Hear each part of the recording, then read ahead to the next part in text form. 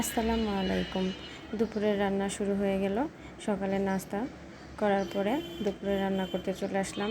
এখানে আদা, রসুন, ধনিয়া গুঁড়ো, লবণ, হলুদ, মরিচ, দারচিনি, এলাচ, তেজপাতা সব দিয়ে মশলাটাকে ভালো করে কষিয়ে নিয়ে তারপরে দিয়ে দিলাম এখানে ব্রয়লার মুরগি।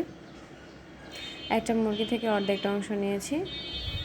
এখন এটা একটু এই মশলাটার সাথে এটাকে মাখিয়ে একটু 3-4 মিনিটের জন্য কষিয়ে নিব। আর একটা পেঁপের অর্ধেকটা কেটে নিয়েছি ছোট ছোট কিউব আকৃতি করে।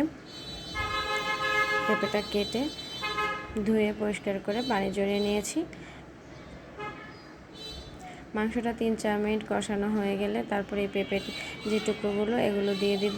দিয়ে আবারও এগুলোকে একসাথে ভালো করে নেড়েচেড়ে সবগুলোতে মশলাটা লাগিয়ে নিব। নিয়ে এখন একটা ঢাকনা দিয়ে ভালো করে ঢেকে দিব। ঢাকনা দিয়ে ঢাকার পর প্রায় 5-6 মিনিটের মতো এটাকে আমি কষিয়ে নিলাম। এখানে এক ফোঁটা পানিও দেওয়া হয়নি, কিন্তু পেঁপে এবং মাংস থেকে অনেকটা পানি ছেড়েছে এবং এই পানিটা দিয়ে এটা সিদ্ধ হয়ে যাবে। আবারও কিছুটা নেড়েচেড়ে দিয়ে এটাকে কষিয়ে নিলাম। আবার ঢাকনা দিয়ে 3-4 মিনিটের মতো রেখে দিলাম। ঢাকনাটা খুলে এখন এটা মোটামুটি কষে গেছে এবং সিদ্ধ হয়ে গেছে।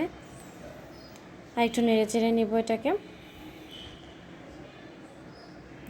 এখন এটার মধ্যে আমি ঝোলের জন্য পানি দিয়ে দিব। এই পানিটা দিয়েই হয়ে যাবে আমার ঝোল, এবং যে অংশটুকু সিদ্ধ হয়নি বা যতটুকু কাঁচা আছে সেটা এটা দিয়ে পুরোপুরি সিদ্ধ হয়ে যাবে।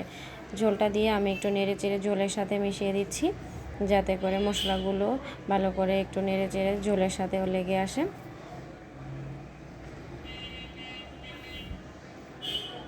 এখন আরেকটা ঢাকনা দিয়ে ঢেকে দিব।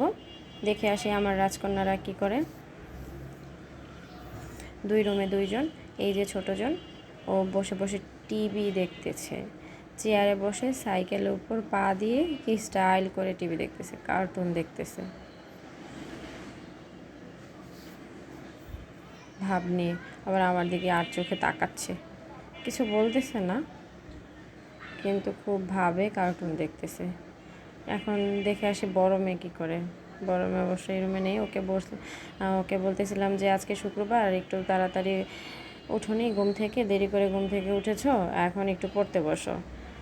দেখি কি করে ও। মাশাল্লাহ, আবার একটু পড়তেও বসে গেছে। ভালো মেয়ে। আচ্ছা ঠিক আছে, মেয়েদেরকে দেখে এখন আবার রান্নাঘরে চলে আসলাম। এসে দেখি তরকারিটা বলক এসে গেছে। এটাকে আবারও একটু নেড়েচেড়ে এদিক সেদিক করে দিচ্ছি। এখন ঝোলটা অনেকটাই শুকিয়ে এসেছে এবং মাংস এবং পেঁপেগুলো সব সিদ্ধ হয়ে গেছে। আমি বেশি নাড়াচাড়া করিনি, তার কারণে আমার পেঁপেগুলো আস্তে আস্তে আছে।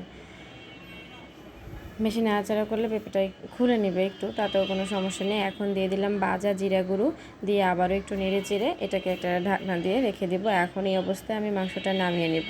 এই যে ঠান্ডা হওয়ার পর এই যে আমার তরকারিটা পুরো রেডি হয়ে গেল। কি সুন্দর। আমি বেশি মরিচ ইউজ করিনি, যারা একটু ঝাল বেশি খায় তারা এখানে আর একটু মরিচ